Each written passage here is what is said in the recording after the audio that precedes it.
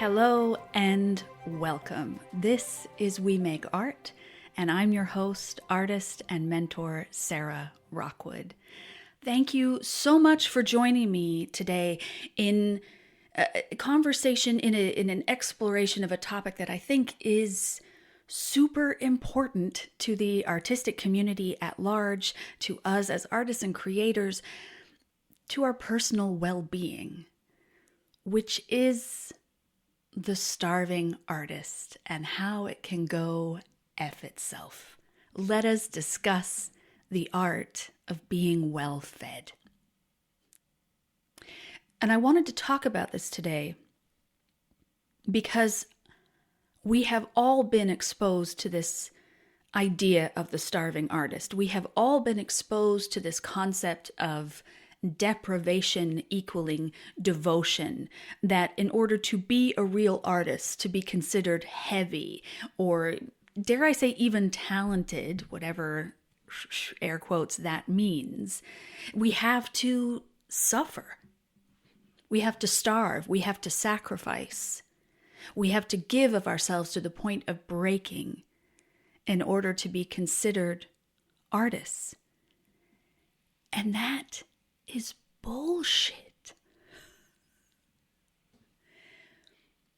This today, I really didn't want it to be a rant, and I am going to do my utmost to not rant in here because I don't think that that's helpful. And I think for some listeners who maybe haven't explored the idea of challenging these kinds of idioms and things we're presented with, it could rub you the wrong way, and that is not my goal with this podcast. With all of my work, is to give us a place where we can take a deep breath, where we can let our shoulders relax and examine what we truly want from our art making, what makes us feel creative and in flow and nourished by our artistic experience and the way we move in the world with that. So rather than spending X number of minutes, however long this podcast ends up being, ranting about how the starving artist can go F itself, I want this to be a conversation of reclamation, because I truly believe and have experienced in my own life that abundance makes better art. When we are operating from a place of true safety in ourselves, I do think we make better art. However you define better. And I'm going to throw it in here that, to me, better art is art that doesn't deplete you, that doesn't drain you. You know, the starving artist is not just about money. Money is a factor of that, but it is this idea of depletion, that we should leave our works of art in a worse off state than we went in. You know, that idea of leave it all on the stage, leave it on the dance floor. These turns of phrase that we are presented with that kind of define whether or not our art is any good. Those can go F themselves. We are presented again and again, the starving artist myth, with the depletion, with the deprivation, with the sacrifice for the making of art. But then we are praised for that. When we are praised for that, we get stuck in that cycle, and sooner or later, it becomes our lifestyle. It becomes the lifestyle. You know, I have spent many decades. I'm only 46, but I started when I was 9. And I really spent many decades living in a state of borderline exhaustion and making good art in that time. making works of art that I'm very, very proud of, but I'm not proud of how I allowed myself to be treated and to live how I lived while making that art. So it becomes a double-edged sword for me when I look at those works of art that I created, when I listen to my music, when I read through stories that I've written. I am torn because I love the work itself, but I am flooded with these memories of how hard it was, how badly I treated myself and then was treated by others. We'll get into that. And I don't want those memories again. I don't want to have that same experience from here on out when I make art. I want to be able to look back on the work I've created and go, wow, the art was amazing and I grew. I left that artistic project more nourished, with a deeper understanding of myself, with more abundance in my life than I did going in. And that is a new experience for a lot of us. And there is a false promise. Is it a false promise? I guess sometimes it works for people. There is this kind of promise in the starving artist paradigm that if you keep sacrificing, and I will say this comes more from people within the industry, not necessarily the world at large, society at large, which gives us different messages around the starving artist. But within the industry, that starving artist, that if you keep sacrificing, if you keep paying your dues, it'll work out. You'll succeed. You'll make it. Whatever that means, air quotes. You'll make it. But you can't also make it too big, because then you're a sellout.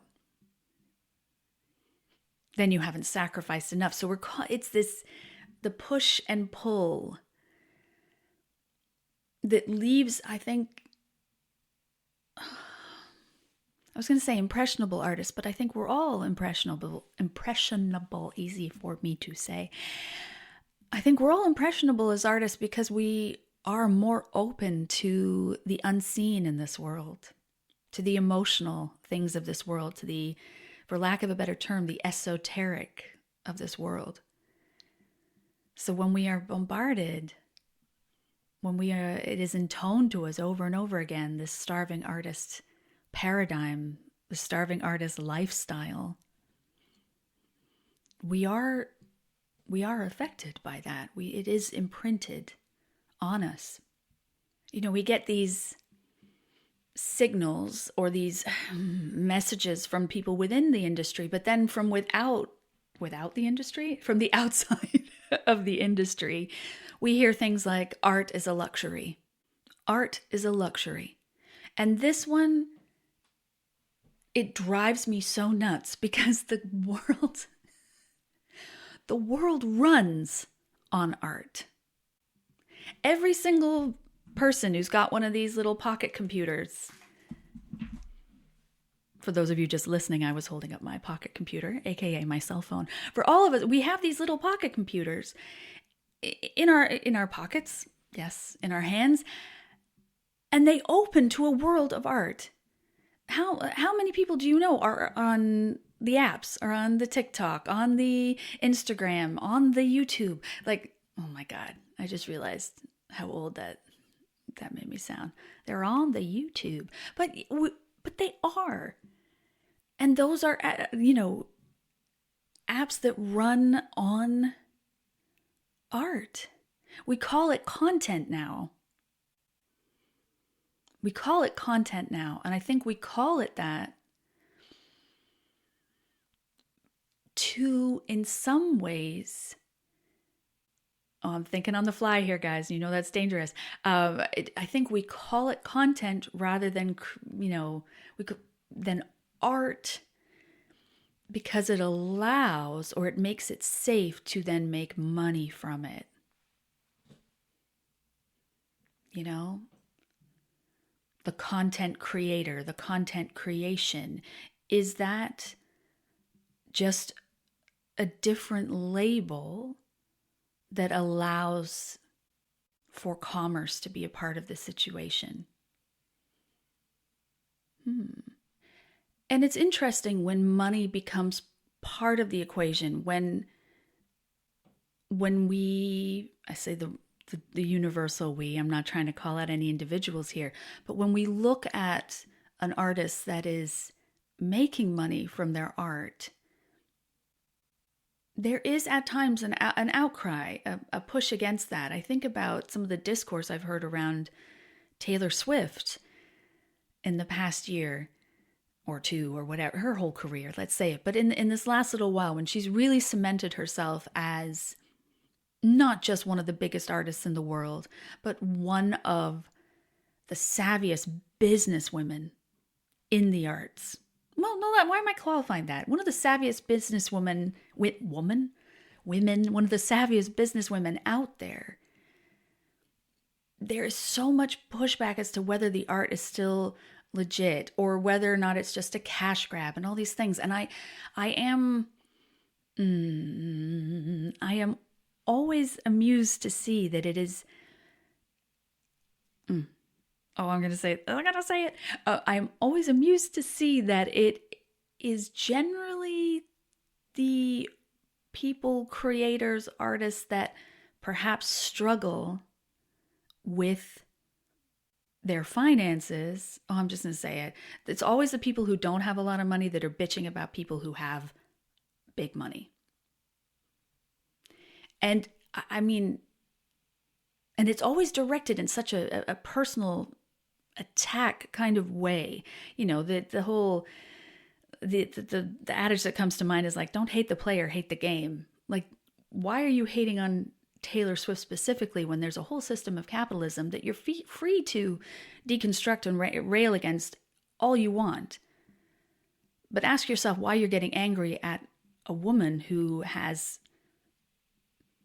made making money part of her artistic expression and career. And we don't all have to do that. We don't all have to make money from our art. It doesn't make your art more important, noble, valid to be making money from it. It doesn't. It's part of our individual expression and how we define success for ourselves. And one of the big cultural messages around this starving artist, one of the things that keeps us stuck in this thing of depletion is the myth of exposure. You should be grateful for the exposure. The number of times we as artists are asked to do things for free in exchange for exposure is insane. It's insane. It's far too prevalent a thing. I mean, you know, can you play my friend's christening? It'll be great exposure. How? like exposure is something we all have access to now. I'm going to go back to the pocket computer. And I should recognize that and I want to say this, that not everyone has access to a smartphone and not everyone has access to an internet. I am sounding so Gen X on this podcast today, and I'm not. I swear to God, I'm like kind of a millennial. I don't know. I think technically I'm a zennial, that little micro generation between the Gen Xers and the millennials. Anyway, because I don't really identify with either one. But there we go. Yes, we all have these little phones in our pockets that can broadcast us all over the world. And yes, I do recognize that is at times like screaming into the void. And yes, there is something to be said for being seen by new people in lots of different ways, like the christening, like the charity car wash, like singing in church, like doing, I don't know why I went with two Christian examples there. Let's come up with another one. Singing in the local coffee shop for nothing, except maybe a cup of coffee. It is important for our work to be seen by people. But part of the process of releasing the starving artist paradigm is to examine these moments and opportunities and determine if they truly align with the vision you have for your life and how you how you define success for yourself. Taking each individual offer and putting it through the lens of what is best for you. And I think the idea of sacrifice being so important to not just making art, but also making it as an artist, being seen as a real artist. I think in a lot of ways, that lie, and it is a lie, is perpetuated by people who were also told that lie, who also sacrificed and suffered and really felt wronged by that process. But rather than look at it and examine it and determine what they really want for themselves, they're going to just keep perpetuating it. And it becomes an abusive cycle that we are all asked to participate in. You know, it's that thing in theater school where like, you know, it's just like, the teacher who maybe didn't get cast in the role that you're now doing the monologue from in the classroom, and it's, which I have seen happen in theater school, where someone would come up and like, you know, students really scared because they know that the teacher auditioned for this part and came really close for it in the premiere Broadway production, and now they're trying to do the part in class, and like, how is the teacher reacting? And the teacher's coming at it from, well, and it's this, there's fear there. I have made so much art while being scared. And again, I think the art was really good. I don't think I had to be scared to make it. And I don't like that when I look back on those pieces of art, I remember a very scared woman, girl, making those works of art. I want different for us. I want better for us. You know, this is in the 2000s-ish. I was trying to get into doing voiceover commercials, like, you know, singing and speaking for commercials. Yeah, you get it. It's not a complicated topic, Sarah. And I wasn't in the union, which made getting jobs difficult. Is that chicken and the egg thing of like, well, if you were in the union, we'd hire you, but you need to get a job to get into the union. And I'd be like, okay.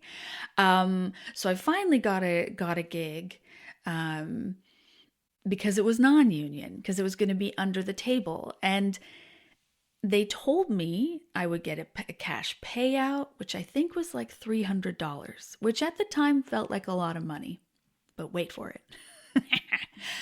So I go to do the gig and I'm told, okay, you're going to do this gig. It's going to be under the table, but we know you're going to do a good job. You'll get other jobs. We'll give you other contracts, and you'll work your way. We'll figure out how to get you into the union and doing stuff. So I'm like, okay, great.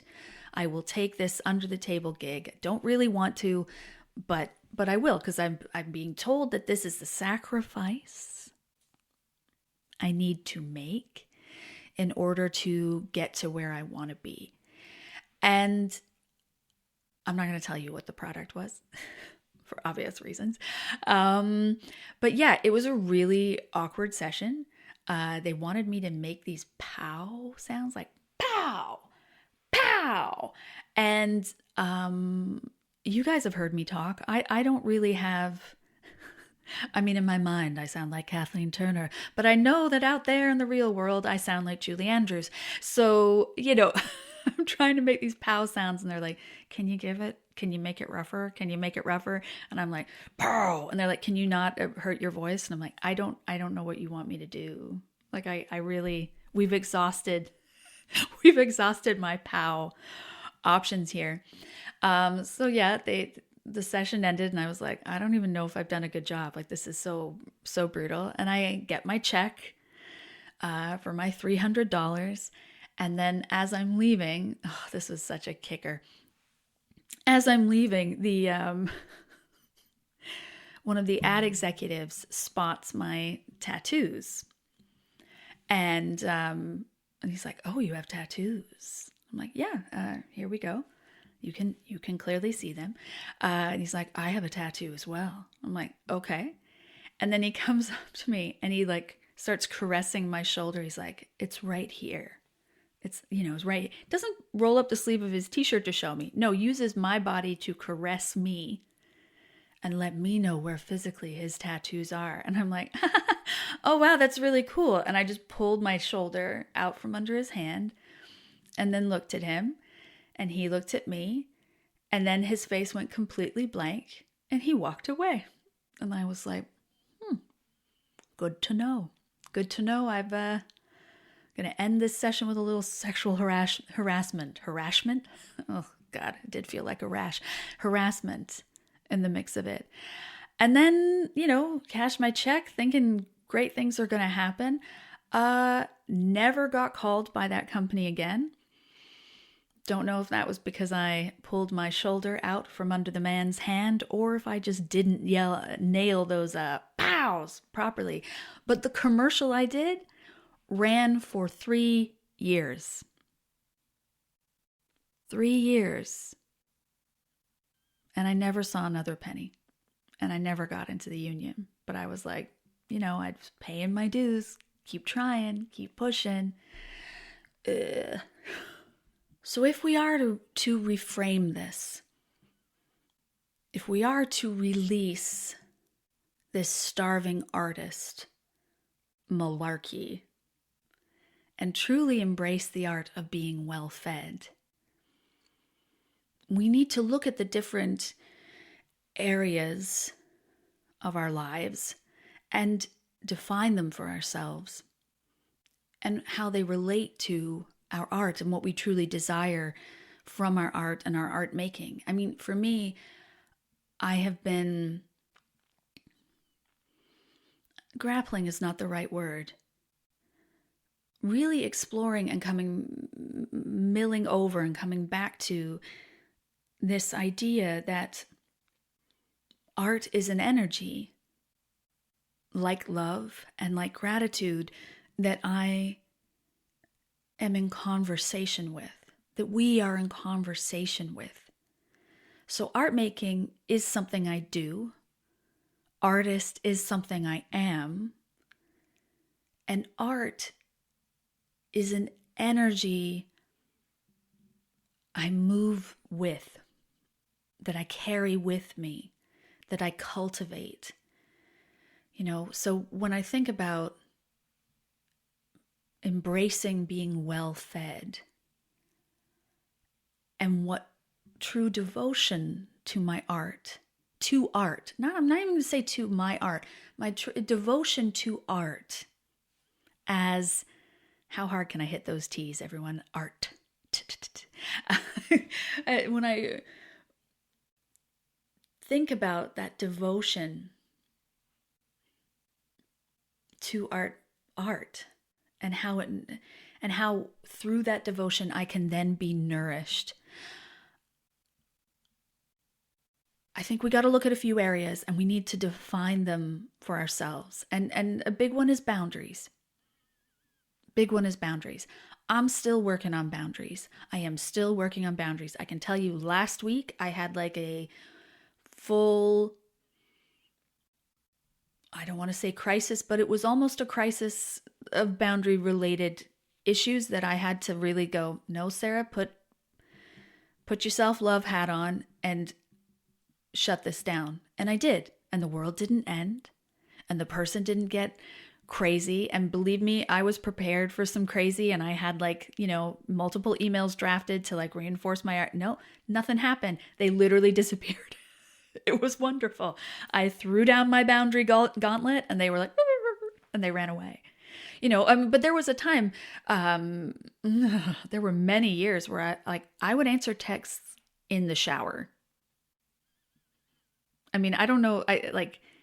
I don't know if other people ever did that. I don't know how crazy. I'm just going to share it. I would literally be in the shower and hearing my phone go off and like, okay, soap in my hair, get the soap out of my eyes and like tick, tick, tick, doing my text messages. I get texts like, oh, we've sent you an email with the demo or whatever. And I'm like listening to demos in the shower going, okay, yep, that's great. Maybe change this, maybe change it. Like it never stopped.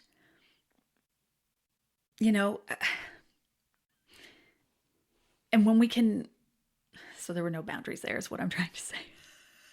You'd think that cleansing oneself would be like a boundary, but it wasn't for me then. I mean, it is now, of course, but it wasn't for me then. And rest. What do you want from rest? What do you need? Not even what you want. Let's start with what you need. What's the bare minimum of rest that you need? Are you getting it? That's the first port of call. Oh God, the metaphors are starting. Like, let's look at what is rest mean to you in this season of life, right? Because we have to then acknowledge, and this is what my course, Embracing an Art-Filled Life, will delve into with you and help you figure out all these little itty bitty parts for yourself. But like, we have to define what season of life we're in and what does rest mean in this season. Because rest looks very different for me, childless by choice, to someone with, 2 little ones. And financial flow. As I mentioned earlier, making money from your art is not a requirement for the validation of your art. And yeah, I'm like, can I do the flip reverse? I think I said the flip in reverse in one sentence. So you know what I'm saying? So making money from the art is not a requirement. But we do live in capitalism. We haven't reached the Star Trek utopia yet of just, we receive for merit, not for financial gain, or for personal expression. I can't remember the exact quote because it's been a while since I was super into Star Trek. But as I went to high school in the 90s, so, we all had our Jean-Luc Picard fantasy stretch there. I digress. Financial flow. I lived for years and years and years with just enough. Just enough. Paycheck to paycheck, just enough. And that is not something I tolerate anymore. I deserve more than enough. You deserve more than just enough. We truly do. But when we're in the arts and we've been told that it is a luxury and that and money will taint your ability as an artist and yada, yada, yada, we starve ourselves on all levels. There's an excellent book I will throw in here as a little bonus resource called Overcoming Under-Earning. I cannot remember the author's last name, Barbara something. She's changed her last name a couple times, so I can't remember the last name. But it's a really good book. Lots of work pages. Yes, that's the term. Questions, things like that to help you really start to look at what is behind under-earning. Because I'll say this flat out. If working really hard was the key to financial success, then 98% of the people I know, in particular, and maybe even 99% of the women I know, would be multimillionaires. Everyone I know, everyone I've ever met in the arts, in particular, every woman I've ever met in the arts has worked so fucking hard. So if that was the secret, we'd all be, Bezos's. Yeah. And there are practical components to this. Like, are you well fed? And I always hesitate to discuss actual nutrition in this setting because I don't want to trigger anyone. And I myself have dealt with disordered eating in the past. And I know it's a struggle for me as well to recognize like when I'm, well, I won't say it's still a struggle, but it has been a struggle to grapple with just how poorly I nourished myself.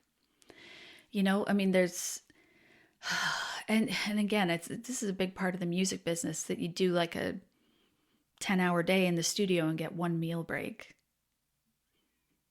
And like, yeah, there'd be like a little table out with some snacks on it, but that's not taking care of the vessel. I mean, not when we're doing high level physical and mental activity. We need to be well fed.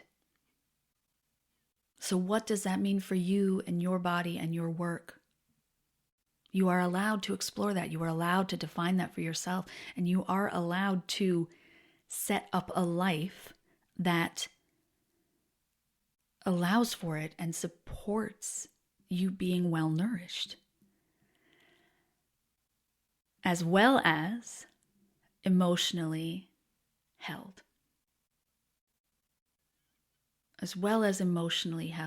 And I've said this several times in this episode alone, and I'll keep talking about it, but it blows my mind, the work I did when terrified.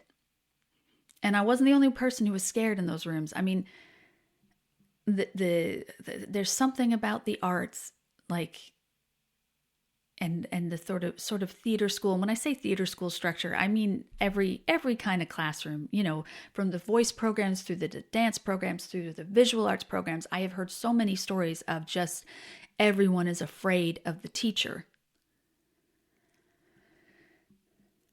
And we're all ripping ourselves open and exposing really intimate parts of ourselves in our work, but we're all doing it while terrified of the teacher and seeking the approval of the teacher. And that just, I hate it. So it's creating spaces and feeling empowered to create spaces where we are emotionally held and where we can emotionally hold other people. And this goes back to boundaries and figuring out what those are for us, because it's very hard to support others, to nurture others when we are not supporting and nurturing ourselves. It's not impossible. I mean, we all have done it. We all do it. But it's very challenging and stressful, and we don't have to have it that way. We don't have to live that way. So my big question to you is, what kind of art would you make if you were well rested, well fed, and well loved? Think about that. Well fed, well rested, and well loved. What could you create if you were no longer in survival mode? When I was in college, I had a pretty big fight with one of my good friends, because, I've always been a little bit forthright. As you listen to this podcast, I'm pretty clear cut, and I generally have been, yes, I've had lots of trauma and things to unpack, but usually I'm pretty forthright with what I'm saying. And this was in my final year of college. I was hanging out with a girlfriend, and that last year of college, I've shared a bit of this on other podcast episodes. I had a horrible parasitic infection, so I'd lost about almost 30 pounds in like 2 months, and that summer, the year just before, my boyfriend, the love of my life, whatever. Sorry, I laugh because it's like, phew. He dumped me, and I'd had this like huge personality change, and not personality change, this huge like liberation, because he was, it was not a good relationship. But whatever, I was like 20, 21, whatever that is. And I got really heavily into drugs. drugs and pot mostly, some shrooms. But I mean, I was a drug addict for sure. One day I got to do an episode on the whole getting sober process because that was interesting. And it did affect my art making, but that's a tale for another time. Yeah, so I was really heavily into drugs. I was very, very sick. I was smoking cigarettes like there was no tomorrow. Like I just was kind of a mess, but I was still getting stuff done in school and I was still performing and like I was assistant directing one of our main stage. No, it wasn't main stage. It was in the studio productions, one of our final year productions. And I also directed another play. And then we had our general exams. Like, it was going hell for leather. Horribly burnt. Like, there were times when my jaw would lock up so tight from like all the smoking and stress that I'd be like, and I'm just eating fuzzy peach rings by the bucketful. Like, it was just brutal. And I said to my friend, probably too boldly or forthrightly, and maybe unkindly, I was like, wow, imagine what we could have done if we weren't like getting high and smoking cigarettes all the time. And, imagine what we could have done. And she got so mad at me. So mad at me. What the fuck are you talking about? I've worked so hard. I've done this. I did that. And she had leads in both of the shows. I never had a leading part for political reasons. No, whatever. Every once in a while, we've talked about this before. I had another layer of the onion where I'm like, ooh, still a bit of bitterness there. Just a little bit of bitterness. Oh, but she got really mad at me. And I was like, no, you don't understand. Like, I know that we've done really good things. I'm just wondering how much better it could have been if I hadn't been high every day. If I hadn't been smoking cigarettes all the time. Like, I was sick all the time. No wonder, because I was getting high all the time. My apartment was like brutal. Like, there was so much drama. And she was just very angry with me. She was like, you're calling me lazy. You're calling me this. And I'm like, no, I just wondered if there was better. I just wondered if there was better than this. And now, 25 years later, yeah, there is better than that. We do get to look at our lives and define what we want from them. I was going to say abundance, but you get to define what your life looks like. And then you get to take steps towards creating that life. I'm not saying it's easy. I'm not saying it's simple. I'm saying it's doable. I'm saying it's doable. And I am living proof of softness being an option. I have softened so much in the past 3 years. I don't recognize myself. I look at old pictures of myself, I'm like, damn. So the energy is just so sharp and brittle and fearful. Like, I'm afraid of being exposed at every single turn. And now I'm soft. I'm not weak. There's no weakness there. In fact, I'm stronger than I've ever been. I'm more forthright than I've ever been. I'm more comfortable in my skin than I've ever been. And my art making feels more nourishing than it's ever felt. And I want that for all of us. There is a world where we can all lay our armor down and soften into that conversation, that experience of the energy of art moving through us and shaping and crafting a life that nourishes us, that is abundant. We do not have to starve to be seen as real artists. We do not have to deplete ourselves for our work to be considered worthy. You are worthy. Period. End of sentence. We need no more qualifiers on that. Let's take that as read and let's build lives of true abundance for ourselves. Whatever abundance means for you. And it all starts with just entertaining the question of what could you accomplish? What could you create? What would life feel like if you were well rested, well fed, and well loved? That's it. That's it. Start with that question and let it all ripple out from there. Let the shoulders ease. Take a nice deep breath and let it all percolate. This is why, we've got the art of return and all these, this work. It's about coming back to the self. Because I'm asking you to entertain that question, but the truth is, somewhere within you, the answer already exists. We just get still. We get quiet and we give ourselves a moment to think about it.